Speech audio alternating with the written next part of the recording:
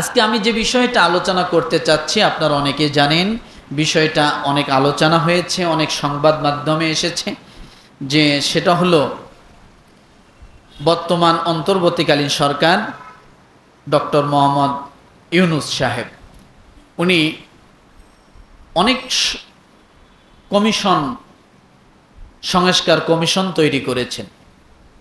তো এই সংস্কার কমিশনের ভিতরে একটা সংস্কার কমিশন তৈরি করেছিলেন আপনার গত নভেম্বর মাসে।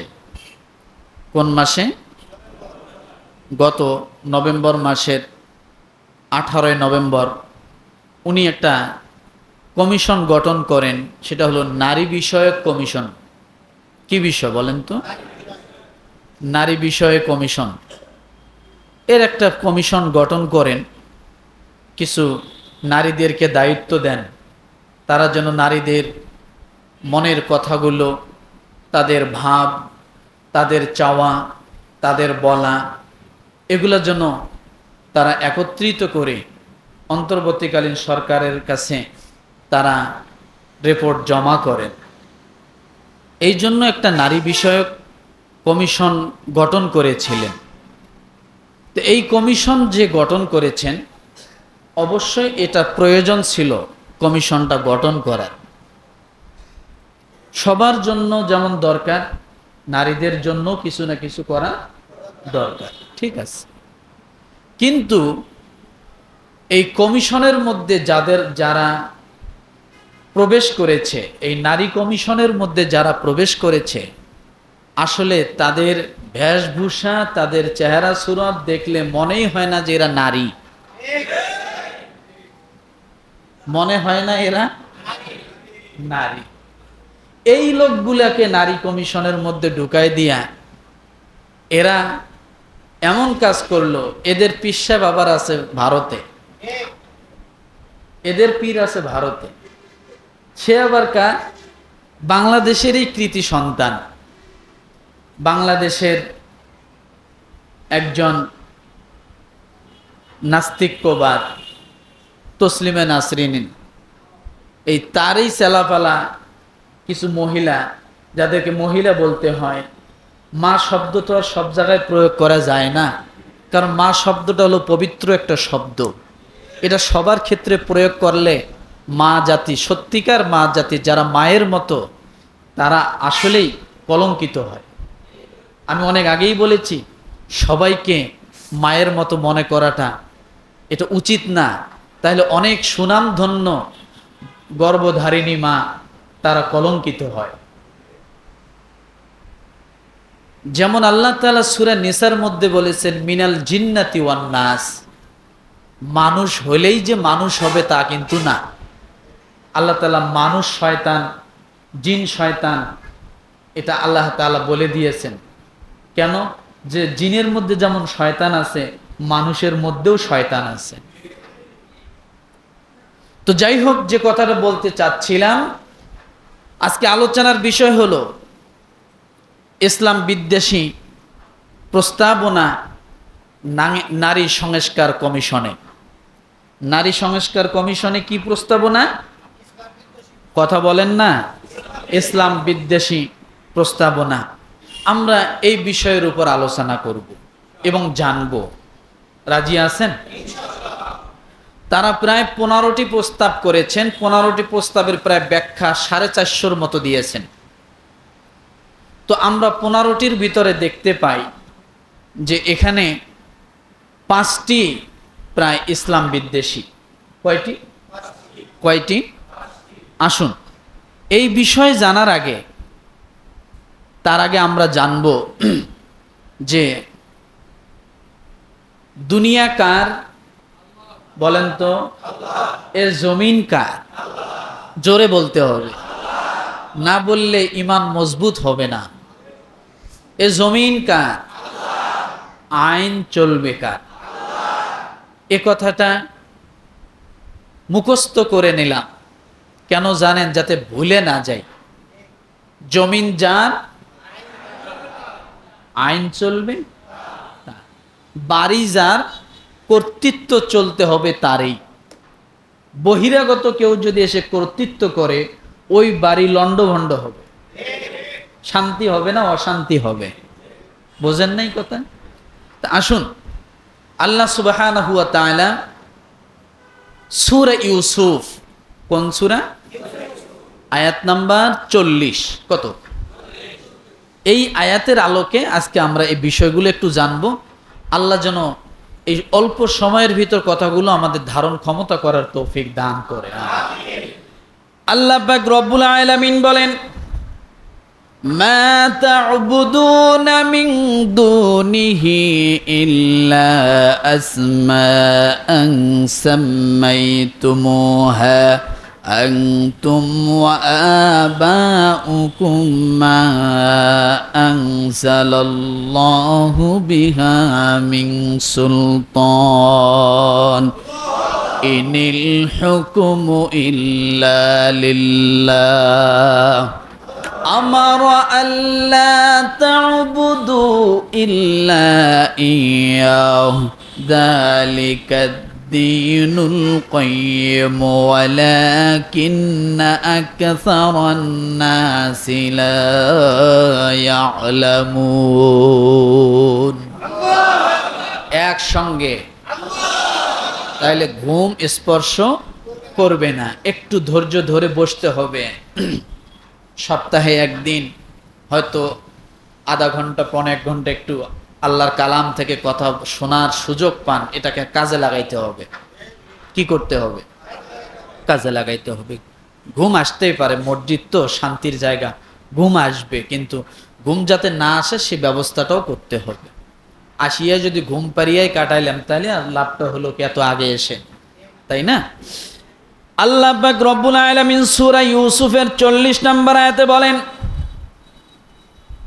তাকে ছেড়ে তোমরা যার ইবাদত করো তার সর্বাত্মক কথাগুলো নামের বেশি কিছু নয়, যা তোমরা তোমাদের বাপ দাদাগণকে রেখে দিয়েছ। আল্লাহ তার পক্ষে কোনো দলিল নাজিল করেননি। হুকুম দানের ক্ষমতা আল্লাহ ছাড়া অন্য কারো নেই। তিনি এই হুকুম দিয়েছেন যে তোমরা তার ভিন্ন অন্য কারো ইবাদত করো না। এটাই সরল সোজা পথ, কিন্তু অধিকাংশ লোক তা জানে না। এ কথাটা বলেছিলেন ইউসুফ আলাইহিস সালাম। কে বলেছেন? কে বলেছেন? ইউসুফ আলাইহিস সালাম বলেছেন। কথাটা বলার অর্থ হলো, ইউসুফ আলাইহিস সালাম তিনি যখন জেলখানায়, তখন একজন ব্যক্তি স্বপ্ন দেখেছেন। এই স্বপ্নের ব্যাখ্যা জানার জন্য ইউসুফ আলাইহিস সালামের কাছে এসে বলতেছেন যে আপনি স্বপ্নের ব্যাখ্যা করে দেন। তো তিনি স্বপ্ন দেখেছেন, যে ব্যক্তি স্বপ্ন দেখেছেন সে দেখছেন 2 জন ব্যক্তির বিষয় স্বপ্ন। কয়জন? একজন ব্যক্তির বিষয় স্বপ্ন দেখেছেন ভালো, আর একজন ব্যক্তির বিষয় তিনি স্বপ্ন দেখেছেন খারাপ। তো যখন ওই স্বপ্ন দেখনেওয়ালা ব্যক্তি ইউসুফ আলাইহিস সালামের বিষয় জানতে পারলেন যে তিনি স্বপ্নের ব্যাখ্যা করে দেন, তখন তার কাছে আসলেন। আসার পরে যখন স্বপ্নের কি ধরনের স্বপ্ন দেখছেন যখন ইউসুফ আলাইহিস সালামের সামনে বললেন, তখন ইউসুফ আলাইহিস সালাম দেখতে পেলেন যে মারাত্মক ঘটনা। বলে কি? একজনের স্বপ্ন ভালো আর একজনের স্বপ্ন জোরে, এই দিকে তাকান, মাথা উঁচু করেন, আরেকজনের স্বপ্ন খারাপ। তো নবীদের কাজ কিন্তু খারাপ জিনিসকে প্রচার করা না, সবসময় নবীদের কাজ ছিল ভালো কিছু সুসংবাদ দেওয়া। যখন একেবারে ভালো কিছু যখন তারা মানতে রাজি হচ্ছে না, সর্বশেষ যখন তিনি আর কোনোভাবেই জাতিকে বুঝায় কুলাই উঠতে পারতেছিলেন না, তখন তিনি খারাপ কিছু তাদেরকে জানাইতেন। তার আগে না, আগে ভালো কিছু জানাইতেন। এটা নবীদের একটা কাজ ছিল।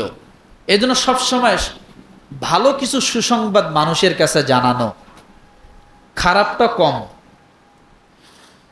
তো যখন তিনি দেখলেন যে একটা ব্যক্তির বিষয় খুব খারাপ, তখন তিনি কথাটাকে মোড় ঘুরায় নিলেন যে আমি স্বপ্নের ব্যাখ্যাই দিব না, তাহলে ভালোটাও দিব না, খারাপটাও দিব না, কারণ ভালোটা দিলে আবার খারাপটাও জানতে চাবে। তখন তিনি এই কথাগুলো ওই স্বপ্নের ব্যাখ্যার মাঝখানে শুরু করে দিলেন। মা তা'বুদুনা মিন দুনিহি ইল্লা আসমাআন সাম্মাইতুমুহা আনতুম ওয়া আবাউকুম মা আনজালাল্লাহু বিহা মিন সুলতান। এই কথাগুলো তিনি ঢুকাইয়ে দেওয়ার অর্থ হলো ওই লোকটা যেন স্বপ্নের ব্যাখ্যার কথা মন থেকে ভুলে যায়। কি হয়? মন থেকে ভুলে যায়। ইউসুফ আলাইহিস সালাম মোড় ঘুরিয়ে দেওয়ার জন্য এই কথাগুলো বললেন। তো ওই ব্যক্তি ছিল নাসর বান্দা, এই কথাগুলো সব শোনার পর আবার জিজ্ঞাসা করছে, আপনি স্বপ্নের ব্যাখ্যা দিলেন না? আমাদের সমাজে কিন্তু এমন কিছু লোক আছে মানুষকে বুঝতে চায় না, এমন সময় হুট করে এমন প্রশ্ন করে যা মানুষের সামনে উত্তর দেওয়া, জবাব দেওয়া যায় না। তখন ব্যক্তি যদি জ্ঞানী হয়, হিকমতের সাথে কথাটা ঘুরে নিয়ে যায় অন্যদিকে, কিন্তু এটা বোঝার ক্ষমতা সকলের আবার থাকে না। আমার ভাইরা, ইউসুফ আলাইহিস সালাম তখন অন্য মনস্ক করানোর জন্য কি বললেন? আল্লাহকে ছেড়ে তোমরা যার ইবাদত করছো তার সর্বাত্মক কথাগুলো নামের বেশি কিছু নয়।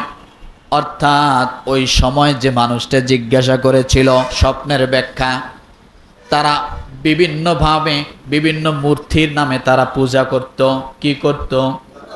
বিভিন্ন মূর্তিকে বানাইয়া তার নাম রেখে পূজা করত।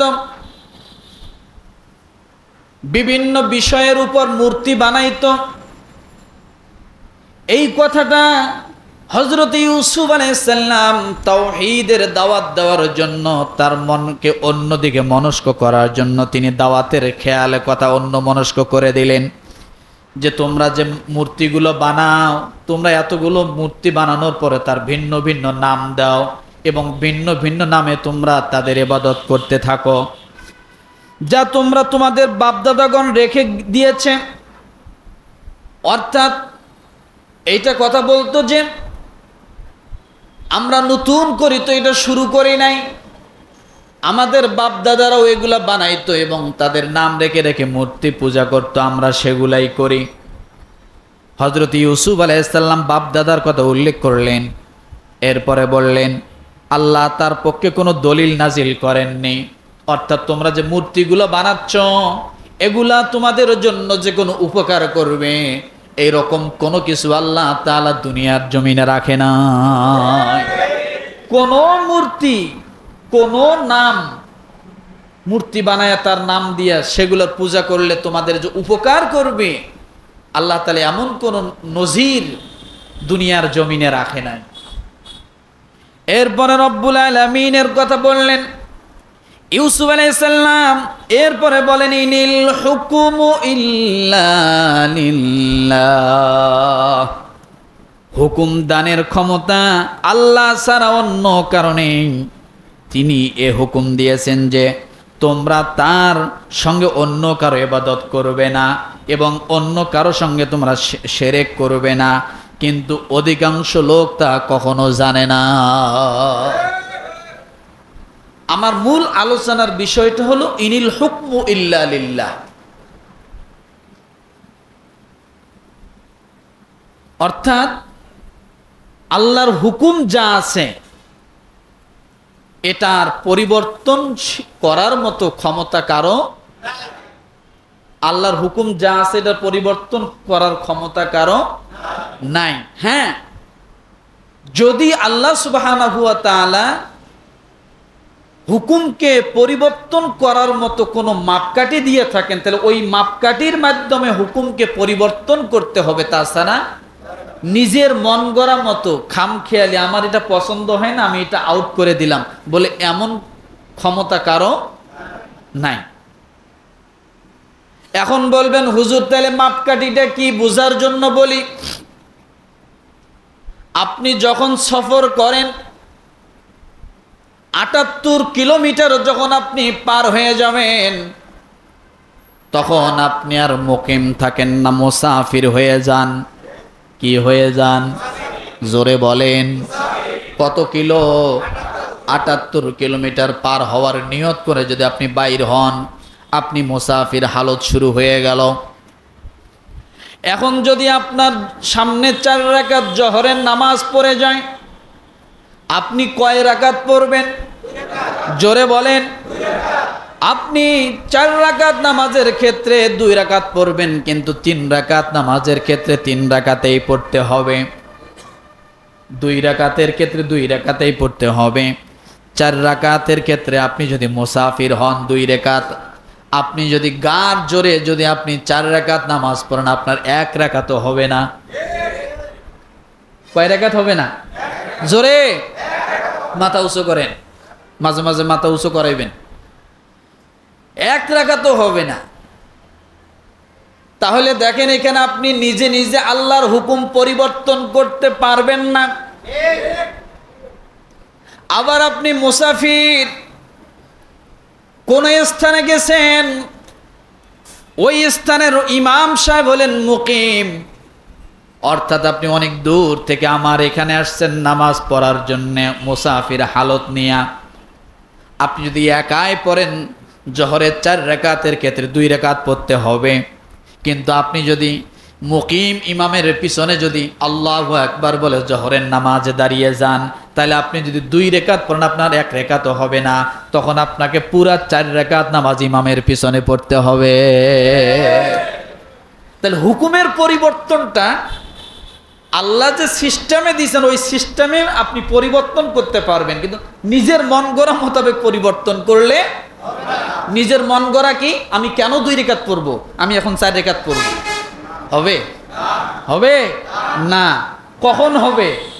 আপনি যখন স্থানীয় ইমামের পিছনে, মুকিম ইমামের পিছনে, নির্দিষ্ট ওই জায়গার ইমামের পিছনে যখন আপনি জোহরের নামাজ মুসাফির হালত নিয়ে পড়তে যাবেন, তখন আপনি 4 রাকাতই পড়তে হবে। 2 রাকাত পড়লে 1 রাকাতও হবে না। আবার একাই যদি আপনি পড়েন 4 রাকাত যদি পড়েন 1 রাকাতও হবে না। তখন কয় রাকাত? 2 রাকাত। তাহলে ইমামের খাতিরে, বোঝান, ইমামের খাতিরে আল্লাহ তার হুকুমকে পরিবর্তন করছেন। কিসের খাতিরে? মুকিম ইমামের খাতিরে আল্লাহর হুকুমকে পরিবর্তন করছেন। যখন মুকিম ইমামের পিছনে তুমি নামাজে দাঁড়াইছো, তখন আমার হুকুমটাকে আমি আল্লাহ উঠায় নিলাম, উড্র করলাম। এখন ইমাম সাহেব যে কয় রাকাত পড়ায় তুমি ওই কয় রাকাতের মুসল্লি হয়ে যাও। বোঝেন নাই? এই জন্য আমার ভাইরা, ইনিল হুকমু ইল্লা লিল্লাহ, হুকুম তো কেবল আল্লাহরই, যেভাবে হুকুম করেছেন। এবার বলবেন হুজুর হুকুম কেমনে হলো? আল্লাহ রসুল সাল্লাল্লাহু আলাইহি সাল্লাম যেভাবে পথ বাতলায় দিয়েছেন মুসাফির হালত দিয়ে বুঝায় দিলাম, এটা রসুলের সুন্নাহ মোতাবেক। এই জন্য আল্লাহর নবী বলেন মান রাগিবা আন সুন্নতি ফালাইসা মিন্নি, বুখারী হাদিস নাম্বার 563। আল্লাহ রসুল বলেন যে আমার আদর্শ থেকে বিমুখ হয় সে আমার উম্মতের মধ্যে অন্তর্ভুক্ত হবে না। এখন আপনি যদি মুসাফির হয়ে যদি মুকিম ইমামের পিছনে যদি আপনি 2 রাকাতে দাঁড়ায় যান, তার রসুলের সুন্নাহ মোতাবেক আপনার নামাজটা যখনই হবে না, যখনই আপনি পড়বেন না, তখনই আপনি রসুলের উম্মত থেকে খারিজ হয়ে যাবেন। তাহলে এক বুঝলাম আল্লাহর হুকুম এটা উড্র করার মতো আপনি ব্যক্তিগতভাবে করতে পারবেন না। কথা বোঝেন নাই? হুকুম যেমন আল্লাহ, আইন চলবে ওইভাবে আল্লাহ যেভাবে সিদ্ধান্ত দিয়েছেন। এখন কথা হলো, ভালো করে বোঝেন, এই নারী সংস্কার কমিশন এরা যে প্রস্তাবগুলি দিয়েছে, এই প্রস্তাবের মধ্যে আপনি গভীর খেয়াল করে দেখবেন যে 5টা বিষয় ইসলামের সাথে সাংঘর্ষিক। আল্লাহ যেভাবে ম্যানুয়াল দিয়েছেন, রসুল সাল্লাল্লাহু আলাইহি সাল্লাম যেভাবে তার সুন্নত মোতাবেক আমাদের পালনীয় সহজ করে দিয়েছেন, ওনারা এর বিরোধিতা করে এর একটা প্রস্তাব অন্তর্বর্তীকালীন সরকারের কাছে দিয়েছে। সেটা কি দেখেন, 1 নাম্বার, তারা কি চাইছে? তারা যেগুলো চাইছে সব কমিশনের খালি শক্তি চাইছে। তাদের মধ্যে চাওয়ার মধ্যে এক নাম্বার হলো সংসদে নারী প্রতিনিধিত্ব বৃদ্ধি করতে হবে। সংসদে নারী প্রতিনিধিত্ব কি করতে হবে? বৃদ্ধি করতে হবে। কি পরিমাণ? এখন আসন আছে কয়টা? কত? 300। কিন্তু আসন করতে হবে 600। কয়শো? পুরুষের 300, নারীরও থাকবে 300। আচ্ছা বলেন, এখানে একটা জিনিস বুঝাই, ক্ষমতা দেন নাই, সংসার সব আপনি চালান, বোঝার জন্য বলছি, মাইন্ড করবেন না।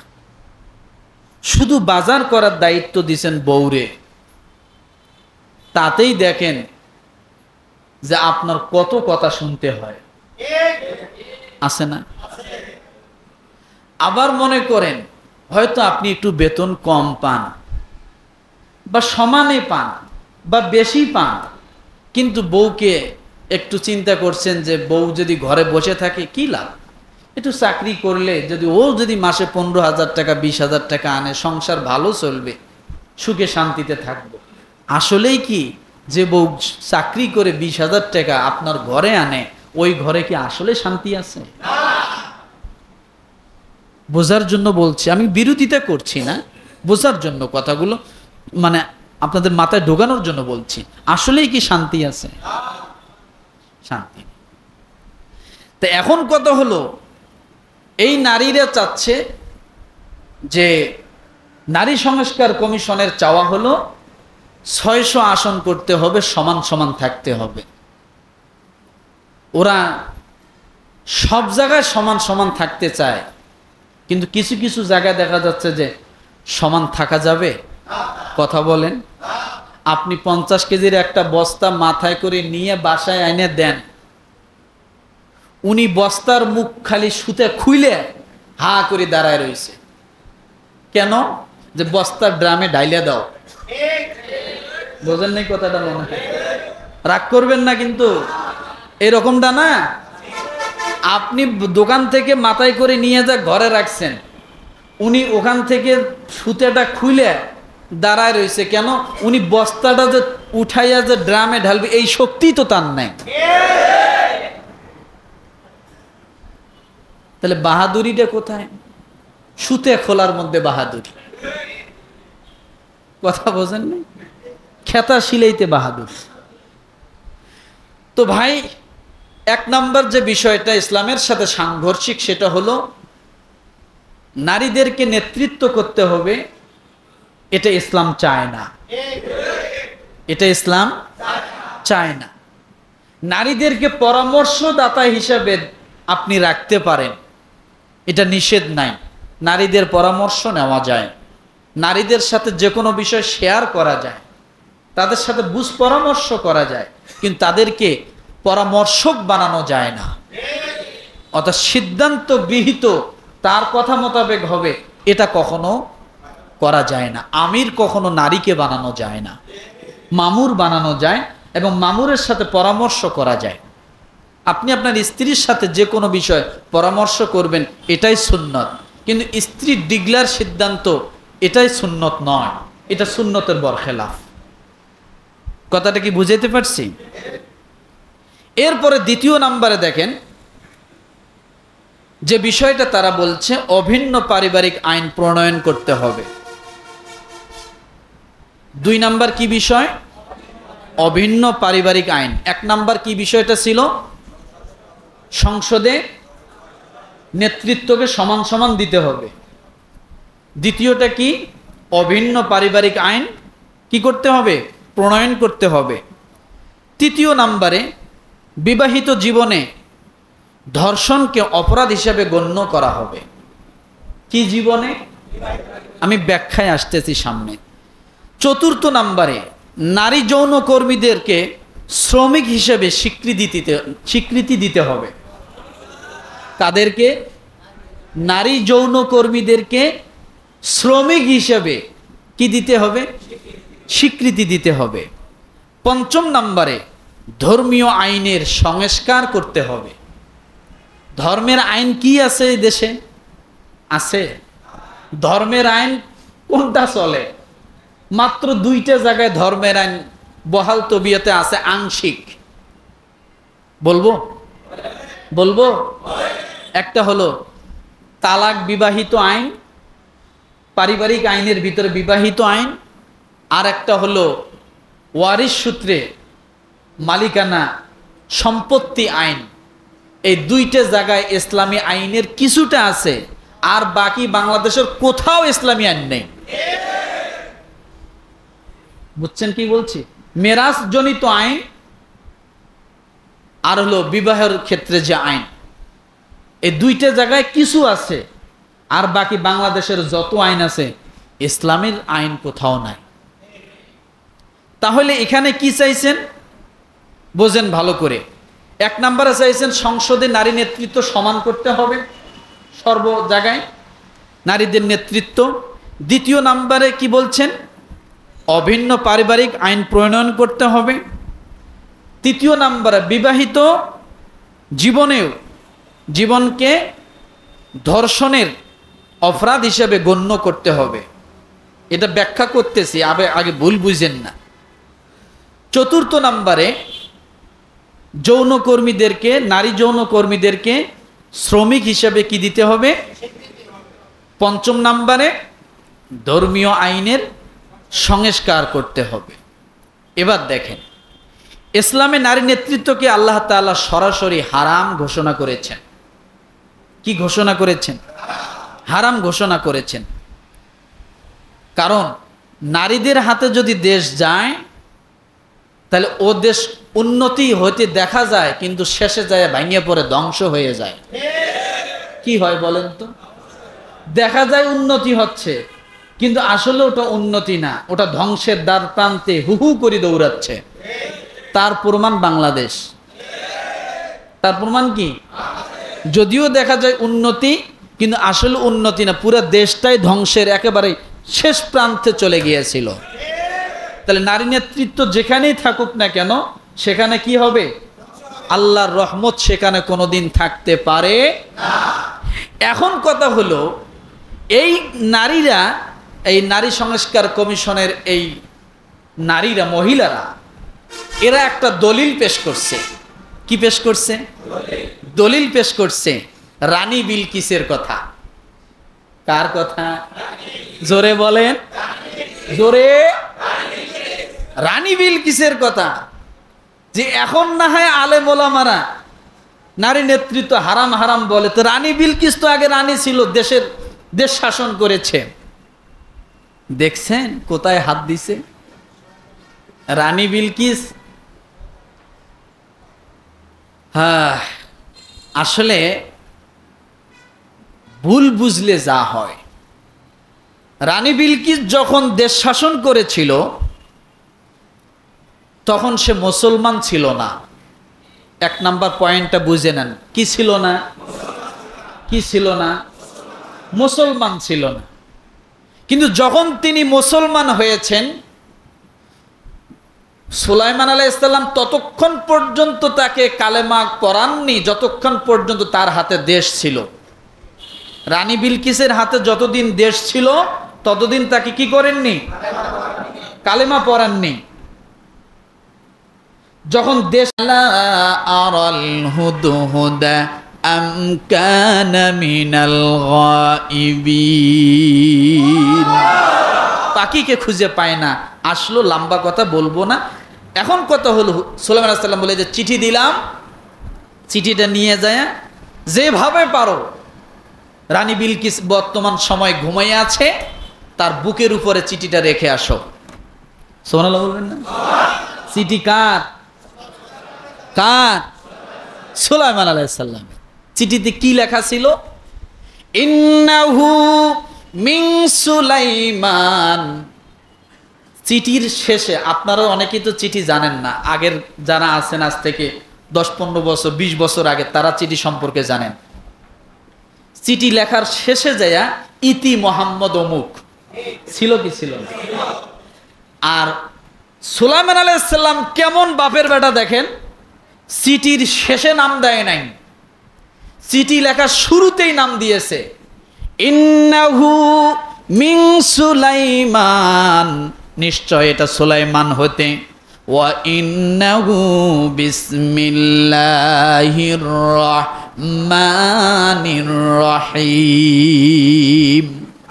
চিঠি লিখছেন, প্রথম নিজের নাম দিছেন, এটা সুলাইমান হতে। কার নামে চিঠি শুরু করছেন? বিসমিল্লাহির রহমানির রহিম, আল্লাহর নামে। চিঠির ভাষ্য কি? আল্লাহ তাআলু আলাইয়া ওয়াতুনি মুসলিমিন। এতটুকু হলো চিঠির লেখা। আল্লাহ তাআলু আলাইয়া ওয়াতুনি মুসলিমিন। যদি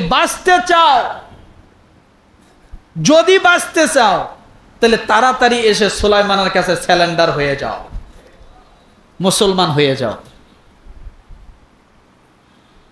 চিঠি আর কিছু লেখে নাই, এইটাই তার ভাষা ছিল। এটা সুলাইমানের পক্ষ থেকে আল্লাহর নামে চিঠি। চিঠিতে কি লিখছেন? যদি বাঁচতে চাও তাহলে কি করো? তাড়াতাড়ি এসে সুলাইমানের হাতে হাত মিলায় মুসলমান হয়ে যাও। আর কিছু লেখে নেই। আমার ভাইরা, তখন রানী বিলকিস বাদশা কি? তখন রানী বিলকিস বাদশা এবার দেখেন, রব্বি ইন্নী যালামতু নাফসি ওয়া আসলামতু মা'a সুলাইমানা লিল্লাহি রাব্বিল আলামিন। চিঠি পাওয়ার পরে মাঝখানে অনেক কথা, এগুলো বলবো না। যদি শুনতে চান রানী বিলকিসের ঘটনা আমি একদিন বলবো, কিন্তু সেটা কয়েক জুমা চলে যাবে যদি জুমায় বলি। রব্বি ইন্নী যালামতু নাফসি ওয়া আসলামতু মা'a সুলাইমান লিল্লাহি রাব্বিল আলামিন। হে আমার রব, নিশ্চয় আমি আমার নিজের প্রতি জুলুম করেছি। কে বলছে কথা? রানী বিলকিস বলতেছে, আমি আমার প্রতি জুলুম করেছি। আমি সুলাইমানের সাথে সৃষ্টিকুলের রব আল্লাহর নিকট আত্মসমর্পণ করলাম। সূরা নামল আয়াত নাম্বার 44। কত? 44 নাম্বার আয়াত। আমি আত্মসমর্পণ করলাম। তাহলে আরো কি রানী থাকলো? রানী থাকলো? তো যখন সে রানী ছিল তখন কি তার উপর ইসলামের হুকুম বর্তাইছিল? না। আমার ভাইরা, তাহলে এই দলিল দিলে কি হবে? হবে না। এই জন্য নারী নেতৃত্বকে রাষ্ট্রের জন্য অভিশাপ বলা হয়েছে। রাষ্ট্রের জন্য কি অভিশাপ বলা হয়েছে। আর এরা নারী নেতৃত্বকে আরো শক্তিশালী চাচ্ছে। তাহলে বোঝা গেল এরা রাষ্ট্রের ভালো চায় না, এরা খারাপই চায়। কি হবে জানেন? খালি চুল ধরে খালি ঝগড়াই হবে। এই 17 বছর খালি ঝগড়াই হয়েছে, হয় নাই? হয়তো ধরাধরি হয় নাই, সরাসরি ধরাধরি হয় নাই, কিন্তু কমও হয় নাই। বোঝেন নাই কথাটা? একটা পঙ্গু বানায় দিছে। হুইল চেয়ার ছাড়া বেশি এর আর উপায় ছিল না। কথা বোঝেন নাই? তো এইরকমই তো হবে আমার ভাইরা। তাহলে নারী নেতৃত্ব এটা কি? তবে পরামর্শ নেওয়া যেতে পারে, কিন্তু এটা ইসলামের সাথে সাংঘর্ষিক কিনা? এরা এইটাই বেশি ক্ষমতা চায়। আরে ভাই, এইটাই যদি চাই, এরা তো আসলে বেকুব, বোঝে নাই। বিগত সময় আপনি গভীর খেয়াল করে দেখেন, এক ওয়ার্ডের একজন পুরুষ মেম্বার ছিল না আপনাদের এলাকায়? আছে কি নাই? এক ওয়ার্ডে একজন পুরুষ মেম্বার, আর 3 ওয়ার্ড মিলিয়ে একজন মহিলা মেম্বার। এটা দেখছিলেন কি? আছে কি? তাহলে এই তিন পুরুষের সমান এক মহিলাকে ক্ষমতা দেওয়া হয়েছিল। এতেও তারা সন্তুষ্ট না, আরো চায়। আরো কি? আরো চায়। 3 জন পুরুষ 3 ওয়ার্ডে যে কাজ করবে, এক মহিলা সেই ওয়ার্ডে কাজ করবে। অর্থাৎ 3 জন মুসল্লি একজন ইমাম বানায় দিছিল, তারপরেও সন্তুষ্ট না। আসলে এগুলো পাগল না? বোঝে না তো। তাই তাহলে এটা ইসলামের সাথে সাংঘর্ষিক, এটা মানা যাবে? কথা বলেন। দ্বিতীয় নম্বরে অভিন্ন পারিবারিক আইন সম্পর্কে ইসলাম কি বলে? নারী সংস্কার কমিশনের অভিন্ন পারিবারিক আইনের সুপারিশ বলা হচ্ছে, বিবাহে নারী নিজের সিদ্ধান্ত নিজে নিবে। বিবাহের ক্ষেত্রে নারী কি করবে? নিজের সিদ্ধান্ত নিজেই নিবে। এই যদি হয়, আপনি পিতা এত কষ্ট করে মেয়েটাকে আপনি বড় করলেন, কোন রকম 18 বছর যখন মেয়েটার বয়স হয়ে গেল, আপনার মতো পিতাকে বৃদ্ধাঙ্গুল দেখায়া ও মুসি ডোম মেথরকে বিয়ে করে ঘরে নিয়ে বয়ে থাকবো? আপনি বাবা, কিছুই বলার ক্ষমতা আপনার নাই।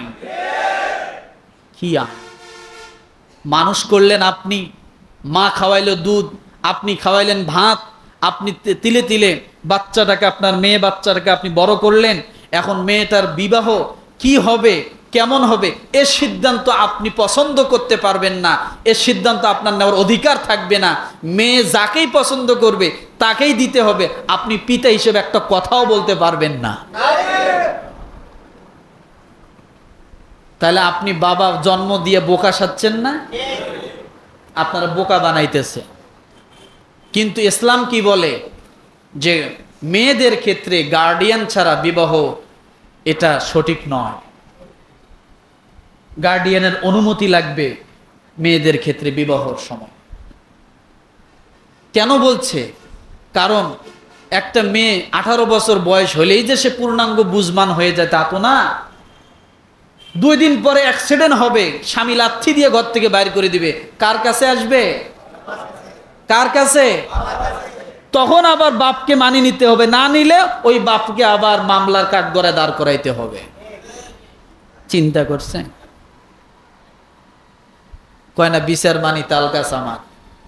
মেয়েটা আকাম কুকাম করিয়া 2-3টা ছেলের সাথে সম্পর্ক করিয়া নানান ঝামেলা করিয়া আপনার মান ইজ্জত শেষ করিয়া যখন সে ওখান থেকে বিতাড়িত হলো, আপনার মতো পিতাকে আবার মানে নিতে হবে।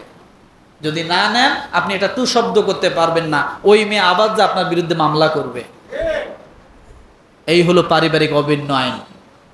এটা করা যাবে? হ্যাঁ।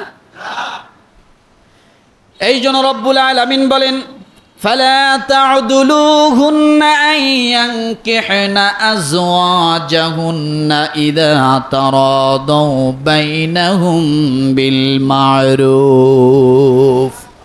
সূরাতুল বাকারা আয়াত নাম্বার 232। কত? আয়াত নাম্বার 200। তোমরা তাদের নারীদের বিয়ে করতে বাধা দিও না যদি তারা নিজেদের স্বামীদের সঙ্গে সন্তোষজনকভাবে বিয়েতে রাজি হয়। বোঝেন নাই? অর্থাৎ সন্তোষজনক জায়গায় যদি কোনো মেয়ে কোনো ছেলেকে যদি পছন্দ করে সেটা ভিন্ন কথা। যদি আপনি দেখেন যে না আপনার মেয়েটার মঙ্গল হবে, সেখানে মেয়েটা সুখে থাকবে, ভালো থাকবে, মেয়ের গ্র্যাজুয়েট হিসেবে তার স্বামী পেয়েছে, আমার বংশ মর্যাদা স্ট্যাটাস হিসেবে সে স্বামী পেয়েছে, আমার পারিবারিক স্ট্যাটাস হিসেবে সে স্বামী পেয়েছে, তাহলে আপনি তখন বাধা দিবেন না। আল্লাহ সেই কথা বলছেন। কিন্তু একেবারে আপনি ছেড়ে দিতে পারেন না যে যাও তোমার মন খুশি, যাকে মন চা তাকে, একটা গাঞ্জারু মদারু বাবাখোর হিরোইনচি এটারে তুমি বিয়ে শাদী করে আমার ঘরে নিয়ে আসো, এটাতে কি হবে? হ্যাঁ, আল্লাহ তাআলা সেই কথাটাই বলছেন সূরা বাকারা 232 নম্বর আয়াত, যে যদি সন্তোষজনক কোনো ছেলে হয় তাহলে সেক্ষেত্রে তোমরা বাধা দিও না। তাহলে বোঝা গেল বাধা না দেওয়া মানে সেখানেও বাবার অনুমতির প্রয়োজন। আমার ভাইরা, এই জন্য নারী সংস্কার কমিশন কি বলে? বাবা মায়ের কোনো অনুমতির প্রয়োজন নাই, নারীটা যাকে পছন্দ করে তার প্রাপ্ত বয়স্ক 18 বছর হয়ে গেলে বিয়ে করতে পারবে। আর ইসলাম বলে এদের কিভাবে ছেড়ে দিও না, অর্থাৎ যদি সন্তোষজনক কোনো জায়গা হয় তাহলে তোমরা দাও। এখানে আরো কিছু কথা আছে, এমন এমন কথা আছে আপনি আশ্চর্য হয়ে যাবেন। এই পারিবারিক আইন সম্পর্কে তারা সেখানে আরো কিছু ঢুকায় দিছে। কি ঢুকায় দিছে জানেন? নারীরা যখন খুশি তখন তালাক দিতে পারবে, তালাকে কোনো বাধা থাকবে না। পুরুষরা যেমন তালাক দিতে পারে, নারীরাও তেমন তালাক দিতে পারবে, কোনো বাধা বিভক্তি থাকবে। আসলে এগুলো পাগল, এগুলো মাথায় আর কপালে টিপ দিয়া এটি মনে করে যে আমরা না জানি মহাজ্ঞানী হয়েছি। এরা রিপোর্ট পড়ে না। পুরুষরা বর্তমান তালাক কম দেয়, সবচাইতে ঢাকা শহরে বেশি তালাকের হার নারীদের। রিপোর্ট জানে না, যদি চায় আমি দিতে পারবো। নারীরাই তো বেশি তালাক দিতেছে, আবার আরো কি চায়, আর কি চায়? রেজিস্ট্রারি খাতে 18 নম্বর কলমে একটা শর্ত আছে যে পুরুষ নারীকে তালাক দেওয়ার অনুমতি আগে থেকেই দেওয়া থাকে। যখন আপনারা বিবাহ কাবিনে রেজিস্ট্রারি করেন, সেখানে কিছু শর্ত আছে। যদি স্বামী নিরুদ্দেশ হয়, ভরণ পোষণ যদি ঠিক মতো না দেয়, যদি সে শারীরিক শক্তির দিক থেকে অক্ষমতা হয়, তাহলে নারীকে তালাক দেওয়ার অনুমতি স্বামী নিজেই দিয়ে রাখছে প্রথম দিনেই, কবুল বলার আগেই। তাহলে আর কি? এখন কথা হলো যে যদি স্বামীর সাথে ঠুনকু একটা কিছু সমস্যা হয়, পরের দিনই তালাকের কাগজ ধরায় দিয়ে হেরিকেন ধরায় দিবে স্বামীকে। বোঝেন নাই কথা? আর যদি এরকম হয়, এখন যেমন বিবাহ তালাক একটা ব্যবসা চলছে, বড় লোকের ঘরে ছেলে দেখে পটায় মটায় বিবাহ করে, 10 লাখ টাকা দেন মোহর, এই 10 লাখ টাকা দাবি, আর না হলে পরের দিন মেয়েটা তালাকের কাগজ একখান ধরায় দিয়ে কোর্টের মধ্যে মামলা দিল 10 লাখ টাকার জন্য। চলতেছে না এগুলা? চলতেছে না? হাজার হাজার যুবক নীরবে কাঁদতেছে, কোর্ট কাছারি দৌড়ে তো জান শেষ। দৌড়েতে দৌড়েতে কি জান শেষ। এই জন্য এই জিনিসগুলো আসলে আমাদের একটু ভাবা উচিত, বুঝতে হবে। যদি না বোঝে তাহলে সমস্যা। এরপরে বলা হয়েছে যে স্বামী স্ত্রী বিবাহর ভিতরে স্ত্রীর যদি স্বামীর চাহিদা পূরণের ক্ষেত্রে, আমি একেবারে বাংলাটা বলতে পারছি না, যৌন মিলন যেটাকে বলে, আপনারা তো এখানে অনেকেই প্রাপ্তবয়স্ক, যদি স্ত্রীর অপারগতা স্বীকার করে আর স্বামী যদি তাকে জোর করে ব্যবহার করে, সেই ক্ষেত্রে পরের দিন ঘুম থেকে উঠে স্ত্রী তাকে ধর্ষণ মামলায় ফালাই দিতে পারবে। কি মামলা? কি মামলা? ধর্ষণ মামলায় ফালাই দিতে পারবে। এই আইন তারা চাইছে। তার মানে রাতের বেলা কোনো কারণে স্বামী স্ত্রী বনাবনি হয় নাই, পরের দিন যায় কোর্টে মামলা দিবে, আমার স্বামী আমাকে ধর্ষণ করছে। কোনো স্ত্রী যদি তার স্বামীর সংসার করতে না চায়, তাহলে পরের দিন স্বামীকে ধর্ষক বানাইয়া মামলা দিয়ে তালাকের কাগজ ধরাই দিয়ে আউট হয়ে যাবে। তার মানে বোঝা গেল সংসার টিকানোর আর কোনো ফন্দি থাকলো না। এটা একটু কথা। অন্য শব্দ সেখানে ব্যবহার করতে পারত, নারী নির্যাতন, আরো অনেক শব্দ ছিল। স্বামীকে ধর্ষক বানাইতে হবে কেন? তার মানে এরা কি চায়? চাচ্ছেটা কি? আর আমরা পুরুষ চুপচাপ হয়ে আছি। যত মামলা, বানোয়াট মামলা, মিথ্যা মামলা, সব নারী নির্যাতন। পুরুষ নির্যাতন কোনো মামলা নাই। এদেশে এই আইনগুলোও তো হওয়া দরকার। হাজার হাজার যুবক শেষ হয়ে গেল। 20 বছর 15 বছর বিদেশ থেকে টাকা পাঠায়া সমস্ত কিছু স্ত্রীর হাতে বিশ্বাস করে দিছে, আসে দেখে বউও নাই, টাকা পয়সাও নাই, উল্টে মামলা দিয়ে স্বামীকে হয়রানি। এগুলো নিয়ে পুরুষরা কেন কথা বলেন এটা আমার মাথায় ধরে না। আসলে কি পুরুষ পুরুষত্ব হারিয়ে ফেলছে নাকি আল্লাহই ভালো জানে। দেখেন নারীরা কি আইন চাচ্ছে আর পুরুষরা চুপচাপ করে বসে আছে। বোঝেন নাই কথাটা? এই জন্য আসলে আমাদের বোঝা দরকার। এরপরে সময় শেষ, যৌনকর্মীদেরকে শ্রমিক হিসেবে মর্যাদা দিতে হবে। যৌনকর্মী অর্থাৎ যৌন নারী কর্মীদেরকে শ্রমিক হিসেবে মর্যাদা দিতে হবে, এটা কোনো কথা? এটা ইসলামের সাথে সাংঘর্ষিক কিনা? এটা কিসের শ্রম?